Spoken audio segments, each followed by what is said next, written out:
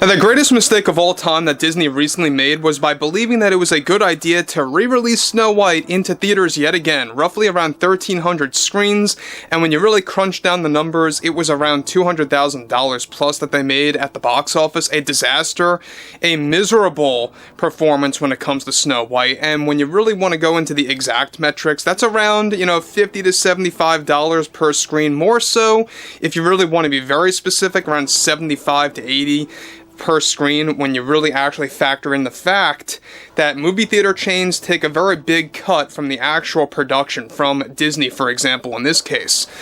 Sometimes it can be anywhere from 50, 60%, 40% at minimum. However, what's really interesting here has a lot more to do with Rachel Zegler and exactly how she's been taking the ongoing criticism, especially after how this movie failed throughout the entirety of Mother's Day weekend. This is Mike Zero. Subscribe if you're new and like this video to see future updates. You can also follow me at Mike01. I thank you also very much for the great and kind support.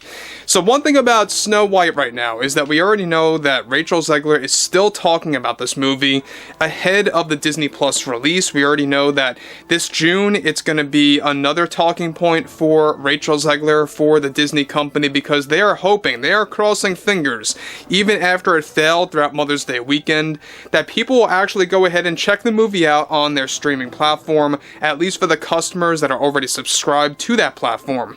I just don't think it's going to work out in the end at all for them, and it will be yet again another failure for the Disney company come this June. However, what's interesting here has a lot to do with the fact of Rachel Zegler coming clean and admitting a certain truth, and how the secret is now out. Let's get into this. Now, with the Snow White box office disaster starting all over again after Disney decided to re-release it during Mother's Day weekend and it failed miserably across the board, ahead of the Disney Plus release, Rachel Zegler has been striking back at critics in the worst way possible, where she recently admitted a number of secrets about herself and the film. Now, Zegler delivered the following. Well, I will say that there was a lot of creative differences for this production. There were times where I really had a hard time working with Gal because I didn't really agree with the chemistry that we had on camera for some of the crucial scenes that we had to shoot. There were times where Gal and Andrew, she's talking about Andrew Burnap, made it very difficult for me to work as an actress who values the art of acting and just how important it is to fit into the role as a Disney princess.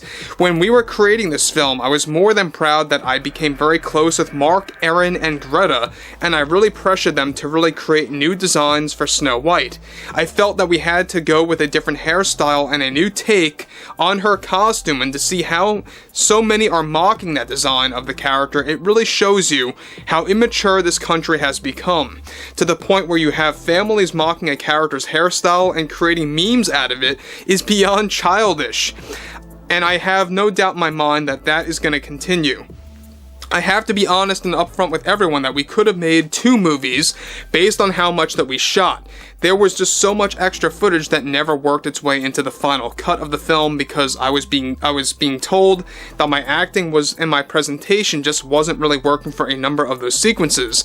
And it got to me. It really got to me because I had lost some of the scenes that I worked the hardest on. Some of them were action-packed scenes that required stunt doubles toward the ending of the movie, where the Queen was going to meet a different fate. But yeah, I am more than happy to admit that I contributed to how Snow White was going to be designed in this film.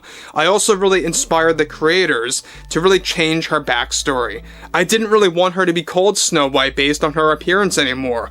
We were doing something new, so I told Mark, Erin, and Greta, let's create a new backstory where she survived the snowstorm, this blizzard, so to speak, and that's how she got her name. Now guys, let me just stop right here for one moment. The fact that it was Rachel Zegler who contributed and inspired the design of her hairstyle, her costume, her backstory, all of this nonsense that shifts away from the source material, especially the backstory and how that really departed from the Brothers Grimm tale and even the 1937 classic by Disney that made the Disney company, mind you. That just goes to show you that she is very much a control freak when it came to this movie. The fact that she was able to break through Mark, Erin, and Greta, we're talking about the creators of the film, Mark Webb, Greta Gerwig, Erin, etc., etc. They all believe that Rachel Zegler had a very good idea, that this was actually a good move to really redesign the character to the point that it would really just differ from what was done many times before in the past throughout different iterations. And again, when you look closer at the core issue of this, Rachel Zegler, it sounds like that she believed that she was like a director, a writer, a creator in this sense, and that's why she got very close to people like Mark Webb, or people like Greta Gerwig, etc., etc. She believed, as far as I see it, that by getting close to them, she could incorporate her own vision of the character into the story, and that's exactly what happened. That's basically what happened here. And she's really just spilling the truth that that's exactly what took place. And I don't think this is going to make anything better. If anything, it's going to create more memes from people, of course, talking about, the hairstyle of Snow White, the appearance of the character, and how, utterly ridiculous it really looked, let's be honest. Now, she goes on to conclude, I really convinced everyone that was the way to go, and they were so sold on that idea, and to see so many also mocking the character's story, I think it shows all of us that there is a growing obsession with the appearance of women in live-action projects based on animated classics. It's disgusting, and you shouldn't have to always stick with the source material to create a successful film. That should never be the case. If you want to create surprises, you have to do something new. We live in an era now where review bombing is welcomed and films failing is celebrated. I essentially created the character, and so I take great offense to how people criticize her appearance and her backstory.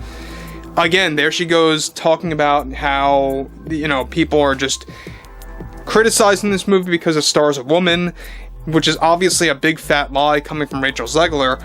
And again, she's also going on the fact that this was, of course, a failure of a movie because of review bombing and all that other nonsense that she's actually putting out there.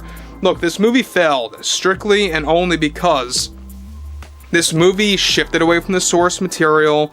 It starred Rachel Zegler, who got way too political, who made those crazy comments about the 1937 original. She was very much insufferable.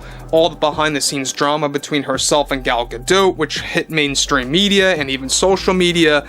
All of this combined, and there was a lot more than that, by the way. I could go on forever about this, but just to name a few of those issues connected to this movie, that is exactly what contributed to the box office disaster. This movie, if it really wanted to, it could have easily made $1 billion at the box office if they made it into a spectacular film that followed the source material, if they had a very good press tour, if they did not have Rachel Zegler, if they even did not have the CGI 7 dwarves, if they actually had cast real, dwarves to be in the movie.